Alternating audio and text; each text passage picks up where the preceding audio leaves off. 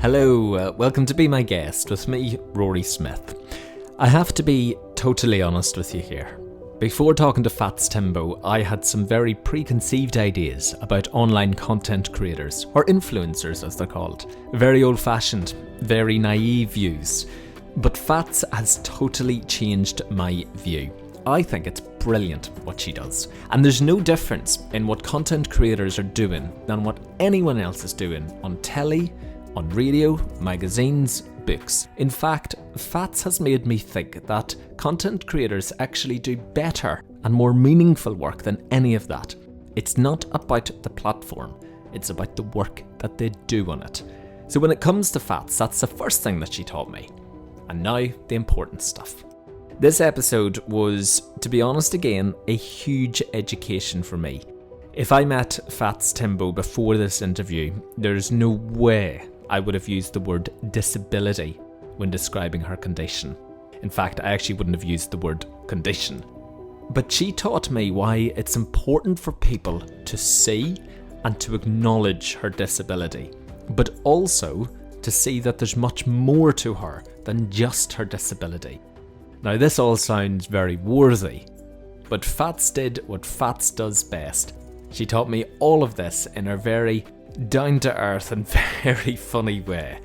People like Fats are the true role models that young people should have today. And here's why.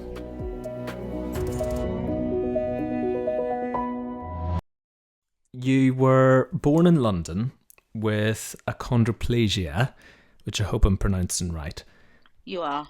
Great, good start. And it's a form of dwarfism.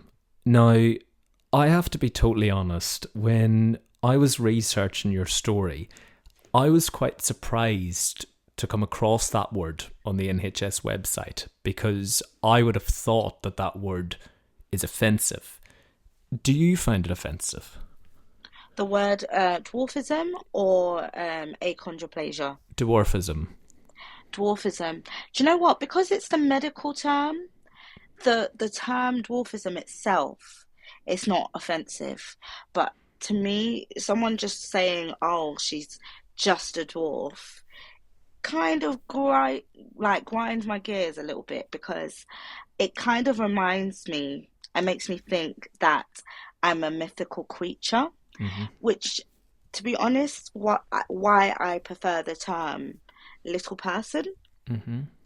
I prefer that way more than dwarf or the really offensive word midget, because it allows me to sound like a normal human being who happens to be a person, and it says what I am, a little person. It's quite difficult, that, isn't it? Because I think there's a lot of, well, I hope there's not, but there could be a lot of naive people who would say, well, if it's on the NH website, then I can use it. And it has taken me so much by surprise that that's there. Is that something that anyone's in your community working on to change? Not that I know of, but I think that actually, I take that back. So I think that other little people shows like Little Women of Atlanta, Little Women of LA, it's basically a franchise reality show in America, where a lot of the little women express how much they prefer the term little person rather than dwarf, because of the exact same reason I stated. And I'm glad they have said that on their show, because it made me validated. It validated the reasons why I felt uncomfortable with the term dwarf. So yeah, there is a few people that are championing to change that. You know, I know it will take some time, and I know it will the message will take longer, because there's fewer of us. It happens in 1 in 3,000 births, so we are very rare. But slowly but surely, it's going to change. Good. And with watching that show on television, that's a relatively new show, did you see a lot of people with the condition growing up on TV that represented you? Growing up, no, not necessarily whatsoever. I'd usually see little people in comical characters like Oompa Loompa in Charlie and the Chocolate Factory, Mini Me in Austin Powers. So all these characters are mainly comical characters that made me feel like, okay, I see myself in them, but they're not seen as real human beings. They're Mhm. just seen as fictional, funny characters that later carried on into my life where people would see me as that. And I had this certain confusion in my life where I think, okay, people are comparing me to an Oompa Loompa because that's what they see. And then I'm just living a regular life where I just want people to see me as fats, not not this dwarf, you know, Mhm. not Mhm. this mythical creature. So it was very challenging growing up with those representations of myself.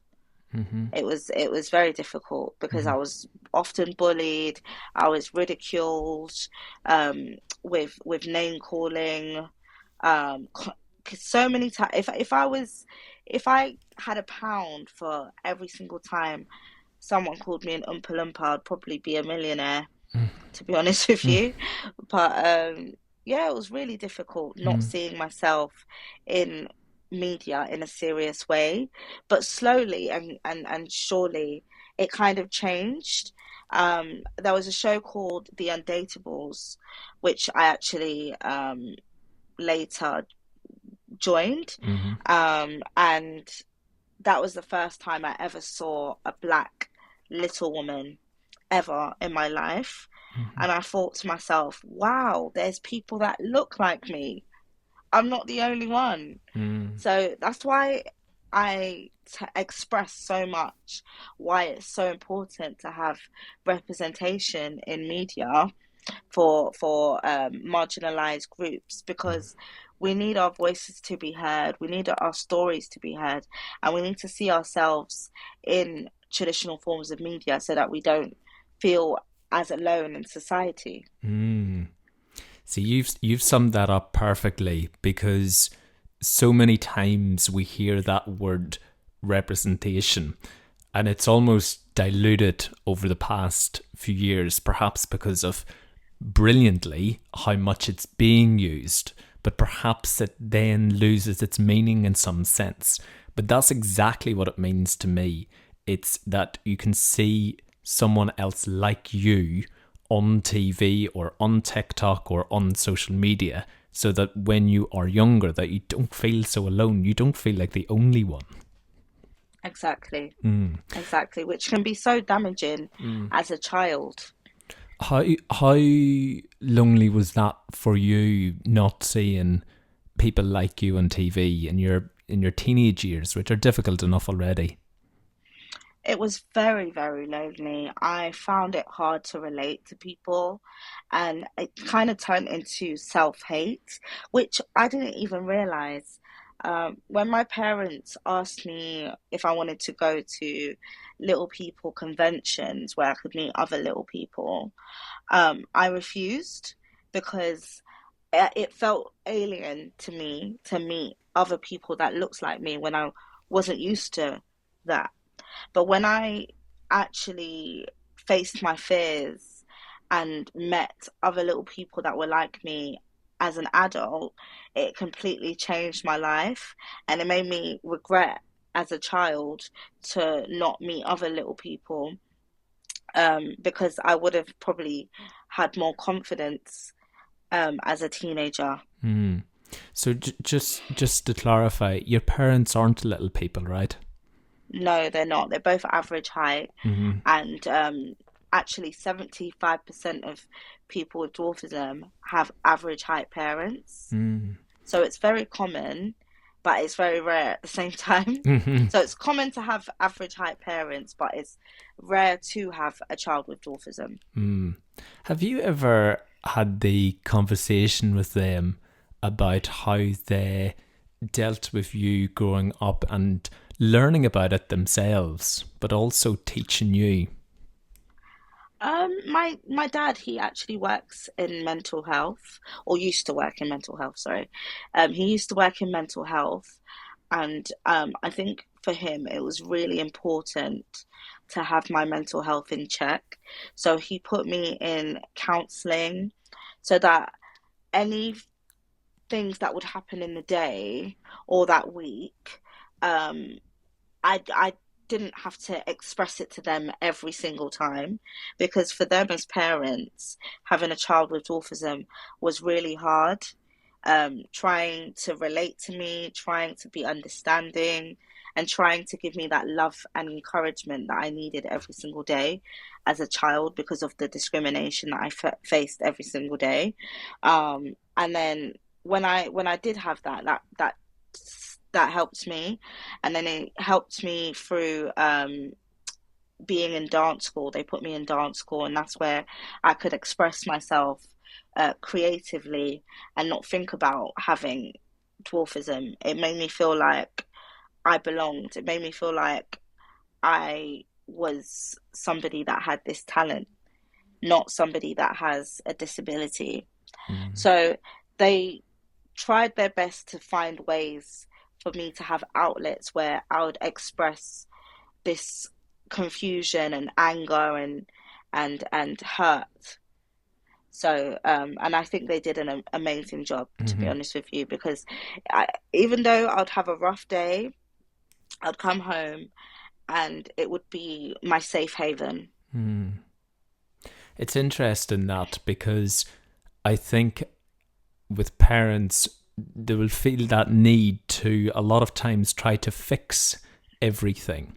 But it sounds like in your case that they weren't out there to fix it, but to find ways to help you, to find external things like counselling or the dance classes, just to give you that space at home to be able to find things yourself and discover things that would help you, and then eventually lead to discovering yourself.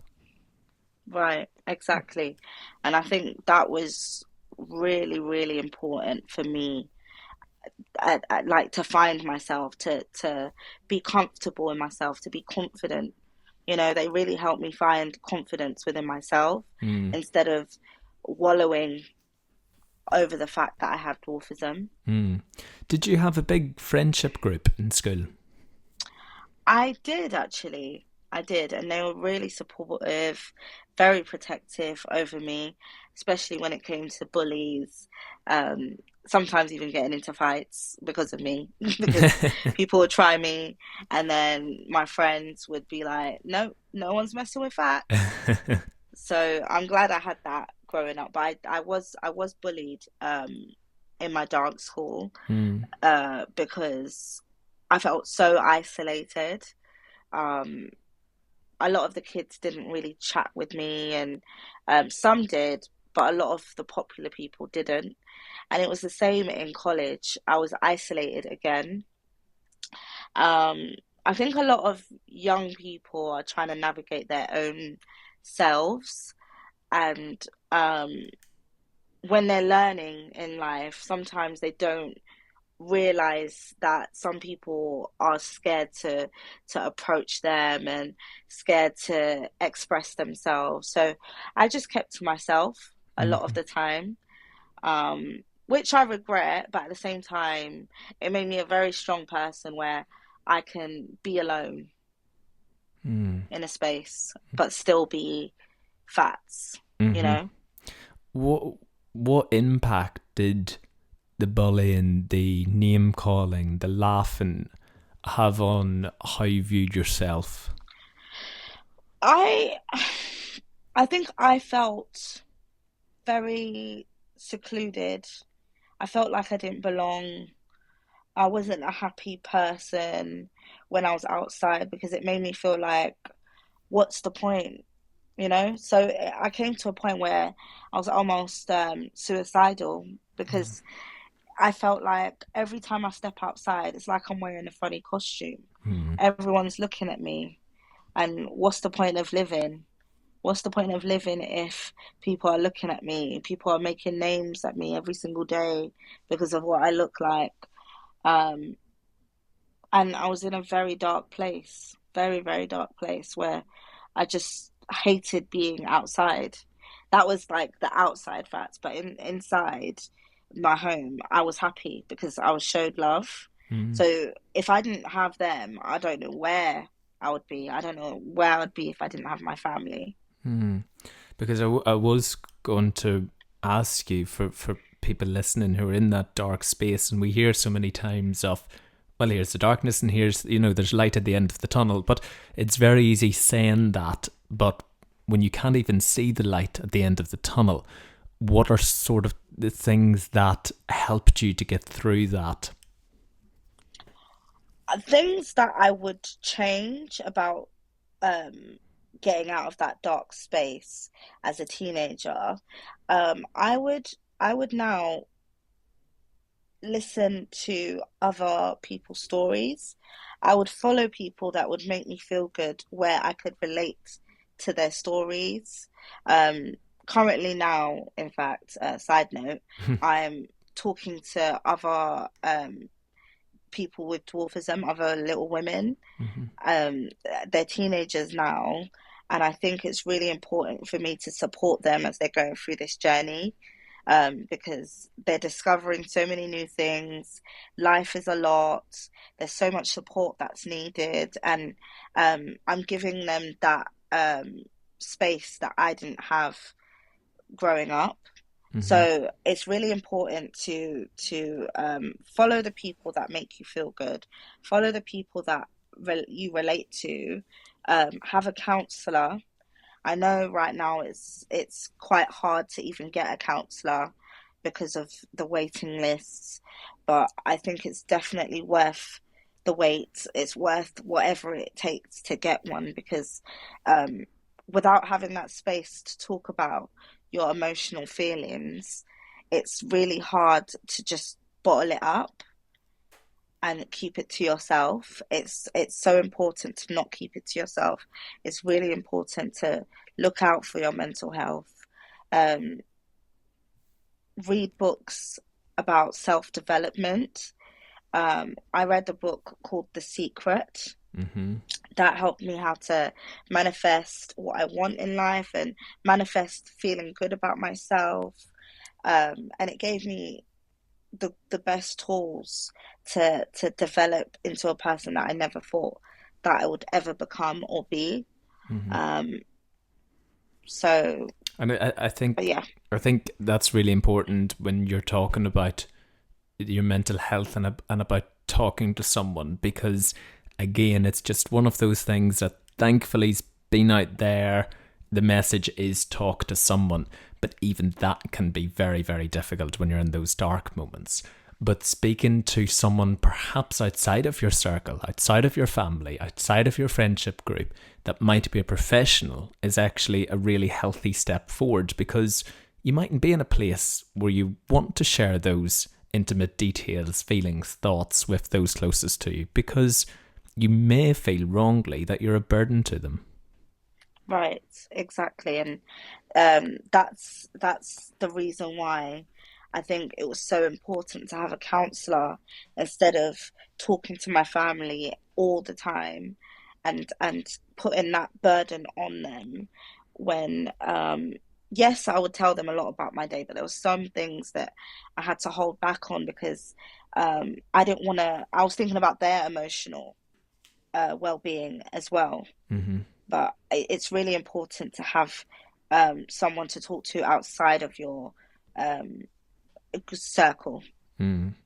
Was there a moment in your life, a pivotal moment, where you decided, that's it, I'm no longer going to allow this to affect my life negatively?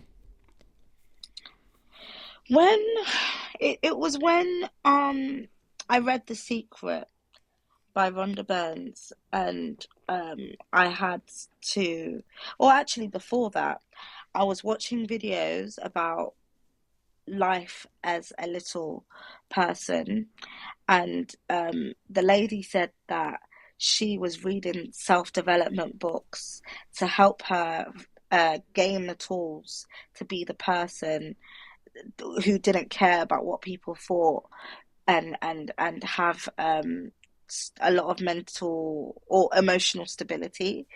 Because I was thinking, I really want to be that person. I want to be that person that doesn't care about what people think, and just be who I've always dreamt of, which is somebody that helps others. Mm.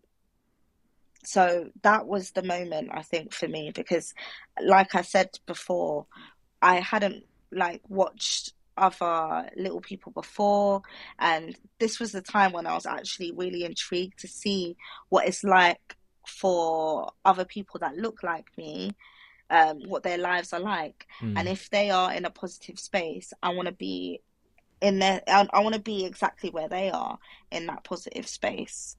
So I think it was being tired of feeling like I wasn't worth anything, tired of not feeling confident, and tired of just the same reality, negative reality.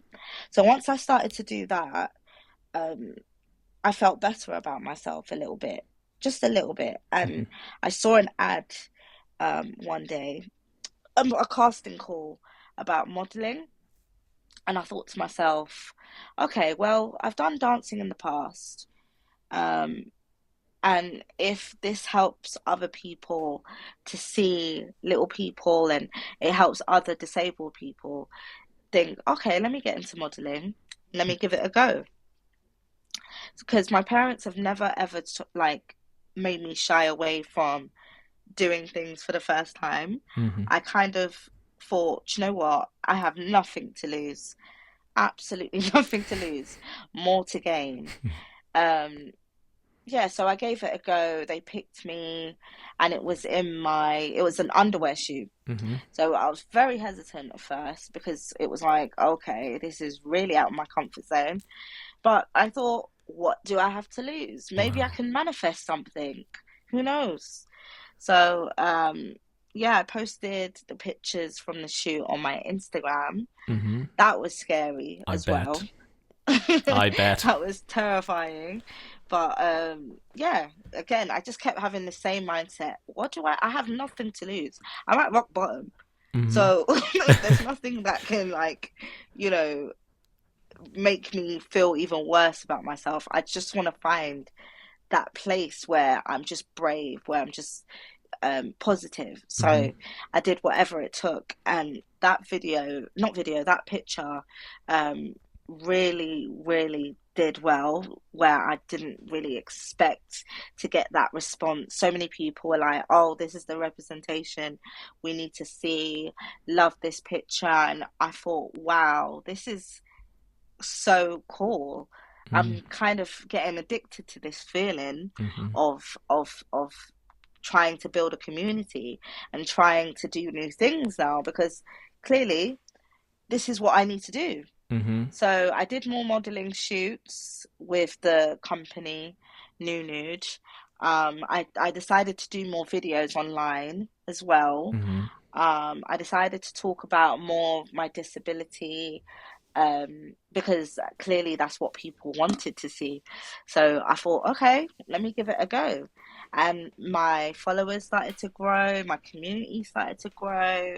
And I was, like I said, I was addicted to the feeling of building something that I don't know what it's going to be in the Mm. future. So, yeah, that was that pinnacle moment for me. Mm. It's interesting when you talk about that and you talk about those first posts that you did on social media, and you're sort of thinking to yourself, well, people are liking them, that's fine, this is all well and good. But now, at the moment, at the time of this recording, you've got 2.9 million followers on TikTok, 55.6 million likes. Was that intentional or was that accidental? That was absolutely accidental. Um, the pandemic was an accident, so that was an accident. Mm-hmm. During the so we went into lockdown, and I heard on the radio that there was an app called TikTok that people are absolutely obsessed with and are spending hours on it. So I thought, okay, I want to venture into comedy videos because on Instagram, I'm mainly doing modeling pictures. Mm-hmm. I'm mainly doing dance videos, but people don't know my funny side. Mm-hmm. So I kept talking to my family about this for weeks and weeks about possibly venturing into comedy videos. And because TikTok was new and just started, I thought, okay, this is my opportunity to show my funny side on TikTok. Mm-hmm. And that's exactly what I did. And it wasn't a thing where I want to have millions of followers um, or anything. It was, again, to build a community because I didn't actually um, monetize my social media. Mm-hmm. It was mainly for fun. At the time, I was working as a dancer and an accountant. I know, two opposite jobs, but it was very fun at the same time. Very opposite. Yeah, so at the time I was working two jobs and doing social media for fun and seeing where it goes. At the time I had been on it for like 2, 3 years. Um, so I thought, okay, let me venture into TikTok now. Mm-hmm. Started making comedy videos and yeah, the small following of like 50 followers for how many months. I was loving my content. That one commenter was loving it. Um, and but I saw it at the time as I'm learning how to use this app. Mm-hmm. This is just a way for me to learn how to use the app before I blow up somehow. Um, by then I would be a professional. Mm. That's what I was saying to myself. Because I learned through reading self-development books, especially in How to Not Give a F Mm-hmm. by Mark Manson. Um, the basic understanding of the positive self-talk. Mm. So I kept doing that as well.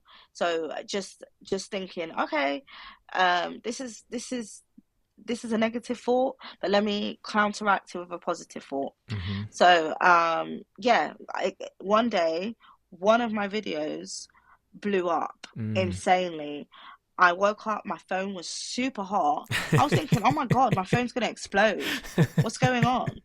And then yeah, literally I saw that 11 million people had seen my video. I've got Wow. over 100,000 followers. Um, and I just thought, oh my God, what is going on? Yeah, that was an insane day. I I'm not gonna bet. lie. And Every time I was refreshing, a thousand followers wow. following, and I thought, wow, okay, Yeah. yeah, I've really blown up. It happened sooner than I thought, but okay. You got there. So yeah, I got there and just kept posting during lockdown, and I think lockdown was the perfect storm for me to blow up, do comedy videos, and people to see what I'm about because Mm-hmm. they had the time. Mm. I think there's still a slight stigma around, particularly around the older generation, with content creators thinking, it's not a real job. All you do is just post videos online. But it's so much bigger to you, isn't it? It's so much more meaningful than that. Whenever you're thinking about a post and using your platform as a whole, what is your intention behind it? My intention is whoever's watching this video, the message I want to send across is I want to make them laugh. Mm-hmm. I want to show them that people with disabilities, especially people with dwarfism, can make you laugh, can do makeup. Whatever video I'm doing, whether it's beauty, lifestyle, or comedy, um, my goal is to represent. And those that are disabled, Mm-hmm. I want them to look at me and think, oh, I want to get into content creation as well. Mm-hmm. So for example, if it's my um relatable comedy videos about being annoyed with your African mum, you know. Like I just want to make you laugh being me, Yeah. not just because I have a disability. I just want people to um look at it and have a subconscious thinking, oh, okay, she's got a condition, but Mm, she's still funny, mm. And and in turn that normalizes my condition and disability in general. mm. And those two words that you used there, condition and disability, I would have thought before researching you, I would have not used those words around you because I wouldn't have thought naively that you have a disability and even a condition as such. But I know that you're a big advocate to say yes, it absolutely is a disability. Why is that? It is because simply using the example of, can I drive your car? No, I can't, Mm, because I've got little legs and I would need to adapt it. So the reason why I call it a condition and a disability is because I'm in a world where everything is for average height people. Not everything at all is for little people. So I struggle to use bathrooms because I can't see myself in the mirror. Sometimes the sink can be really high, so I need help washing my hands. hmm Even in my own kitchen, I have to use a step stool to to cook. hmm Um, and if I was in a world where it was fully accessible, then I wouldn't be classed as disabled. But because I am, that's why I am classed as disabled. I hope that makes sense. it absolutely does make sense. It's because of the accessibility Yes. around you, not because of the condition. Yes, exactly that. Ah, that's interesting. Exactly that. Because you are getting the sort of wheels in my head turning here, and I'm thinking, like, when you go on a plane, that must be difficult. Like, the steps must be difficult, or to Yeah. put your luggage up above the seat must. I get disability, is it disability help? Yeah, I get disability help because Yeah. of the distance.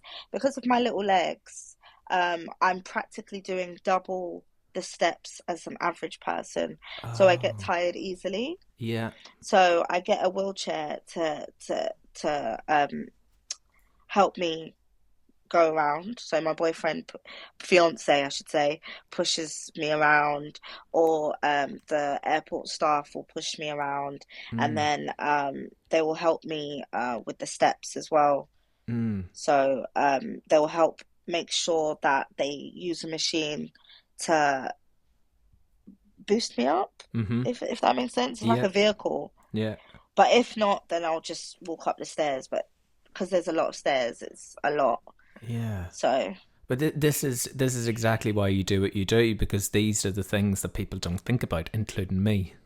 Mhm. Mm, 100%. And even with my disability, there's certain weird, let me not call it weird, but like side effects, symptoms that I get as well. So some often I would have ear infections with my condition because there is fluid in my brain. It goes to my ears and causes deafness when I have my frequent ear infections. mm-hmm. So, as a child, I'd often get surgery in my ears to make sure that my ears are fully in check, if that Mm, makes sense. yeah. Yeah. So, luckily, I don't have sciatica as Mm-hmm. of yet because I go to the gym. Mm-hmm. But if I didn't, I probably would have by Mm. now. Um, Is the gym difficult for you? the gym is somewhat difficult for me because a lot of the machines I can't use, or I have to really adapt, or I try find a way in my own way to use it. Mm. So, for example, like the leg machine, the leg extension, I can't fully sit back. Mm-hmm. So I have to use a really light weight to push the weight up Mm-hmm. because I can't rest my back on it. Mm-hmm. If I did, then I could do a heavy weight. But because my back is involved as well, I have to do a lighter weight. And then with the bike, cannot use any bikes because I can't reach it with my legs. Um, Sometimes with the treadmill, if it's too high, depending on which treadmill I use, I ask someone to help me press the buttons Mm-hmm. because I can't reach it. Um, Or cause I'm just thinking of all the things in life now. Are clothes difficult to buy? Clothes, they're not difficult to buy, but I have to strategically shop. So, in the sense that I need to think about what material I'm using. So, let's say if it's not stretchy, um, then I can't buy it because it wouldn't, how do I explain this? So, let's say, for example, people might look at me and think, oh, she's wearing kids' clothes, but kids' clothes don't fit a body like mine Mm-hmm. where I'm full chested. Yeah. I'm a curvy body. I've got a curvy body, so I have to wear adult clothes. But the Mm-hmm. problem with adult clothes, I have to cut the sleeves. I have to cut the sleeves and cut the bottoms of trousers. Wow. So I have to strategically look at clothes that I can easily tailor or easily roll up. Mm-hmm. So yeah, Mm. it's not hard, but I strategically do it, if Yeah, that you've makes learnt over sense. time. Yeah. Yeah, I've Yeah. learned over time what works for me and what doesn't work for me. Yeah. It must be it must be quite a tricky balance in doing what you're doing in order to show people that it's a disability and to make people see it, but also make sure that that's not the only thing they see. Exactly. Yes. So I find it easier to make comedy out of it because then I'm not preaching Mm. about it, but at the same time I'm educating people. So in one of my videos, I did a video about how parents react to their kids staring at me. Mm-hmm. And it kind of ruffled a few feathers because a lot of parents were like, "Yeah, let's teach our children," and then other parents were like, "Oh, but they're just kids." You Mm-hmm. know, Mm-hmm. and I said, see, that's the problem. You're if you're allowing the issue of them staring at me and pointing and laughing right in front of you, you're basically saying it's okay. Mm-hmm. But if you told them off at the time and said, you know, some people are just different, you don't need to stare at her, wave or something if you're intrigued. Mm. Simple thing like that could change their perception forever. Mm-hmm. With adults doing that, has your reaction changed over time? With adults doing that, to be honest, I do it for adults nowadays because they still don't do that. They still just keep quiet or just maybe look at me as well with Mm-hmm. their child. So when I say, quite frankly, oh, it's not good to stare, that's when the parent will step in Mm. because they probably have their own prejudice going on about Mm-hmm. disabled people. And when I speak up, that's when it's like, oh, okay, now I need to do something. Mm-hmm. Mm-hmm. Are you, through all of the work that you've done on yourself, you know, when you see your reflection now in the mirror, what do you see? I see a fabulous, brave, fun, and loving black woman. That's who I see. Mm. I see someone that's gone through so much in their life, but has turned it around in such a positive way and hopefully can change other people's lives by doing what I'm doing now. Mm-hmm. And a person who has helped you in your journey is your lovely, which you slipped up on, no longer boyfriend, your fiance. Yes, yes. Adam, congratulations. That's incredible news. Thank you so, so much. Yeah, Alan's the love of my life. We Mm-hmm. met 5 years ago, and he's actually got a disability himself. Mm. He's got cerebral palsy. Mm-hmm. And I think going out with someone that has a disability as well really changed my perception on love, Mm. because the way we look at each other and support each other um, through life, we have that understanding Mm-hmm. that no one, well, not no one, but other people with disabilities might not. Mm. So, yeah, Mm. it's been the best with him, and yeah, I, love him I with can all my heart. I can tell because you did a beautiful little video when you were in Thailand where you got engaged, and you said on the post, you said, "From the day we met, I knew you were my person. Over the last 4 years, you've changed my life for the better. I can't wait to be your wife." So, Yeah, in what ways has he changed your life for the better? he's given me the love that I never thought I could have in my life. Mm-hmm. That unconditional love where even if we're fighting, even if I'm mad or he's mad at me, we have that love for each other because we we have that understanding. We have so many similarities, yet we are so different as well. Um, yeah, and I can't wait to be his wife. I can't wait to be Oh. his forever um person, you Mm. know. So, and I can't wait to have children with him. Mm-hmm. Not yet, we're still waiting, Yeah. but I think having children with someone like him, where he's so understanding, because before, I actually didn't even want to have kids because 50% is it's a 50% chance I could pass on the gene to my offspring, my Mm-hmm. child, um, which was a very scary thought to me because I thought all the things that I've gone through in my life, do I want my future children to go through that? Mm. But he made me think, because of who I am today and because of the strong unit that we are, we're capable of that. Mm-hmm. So he's given me that belief that I should have children, and we are going to do the best that we can if they do have dwarfism. Wow, that's incredible. Thank you. Do you know when you're going to get married? Hopefully next year. Mm-hmm. That'll be good.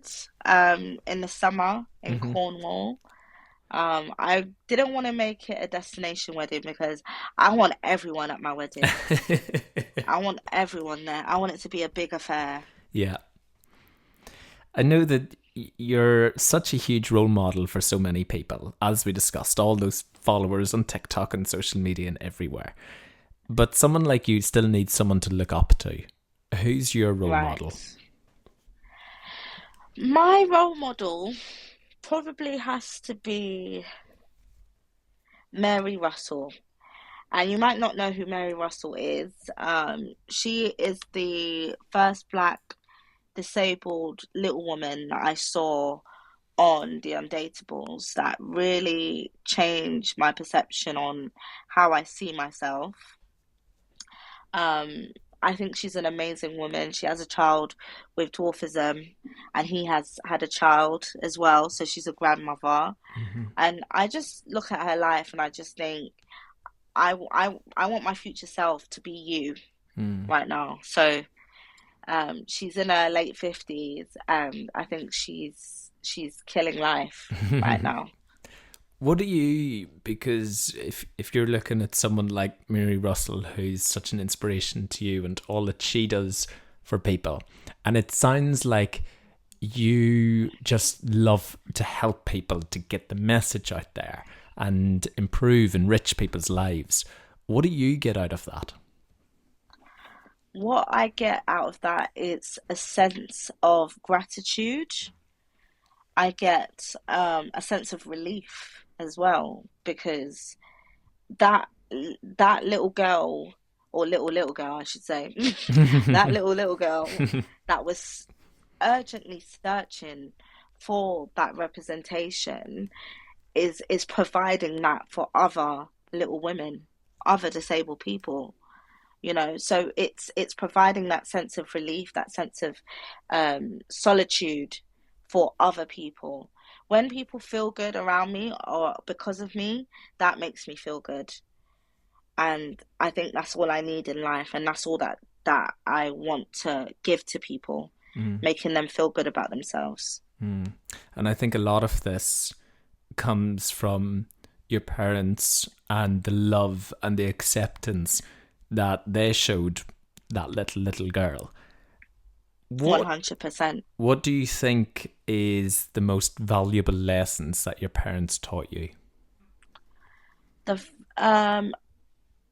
how to love myself, how to be disciplined, how to eliminate outside voices, because they really taught me how to not react. I have never seen my parents react to any person that's looking at me funny, that's saying mean things. They have quite a poised attitude, and that's something I've acquired now, where I've literally learned how to just block out the noise and focus on what I'm doing. If I catch someone looking at me, I'm staring at them back, yes, but I don't take it personal. I don't take it to heart anymore, and that has really helped with my emotional stability in life. Yes, sometimes it does hurt, I'm not gonna lie, but I'm glad I've got to a place where when I go outside, I know I have this invisible shield where most things don't hurt me. If you could go back and talk to that little girl, what would you tell her? I would tell her, keep doing what you're doing. You are on the right path to where you've always wanted to be. And please do not take anything personal. See it as there's always a reason for something.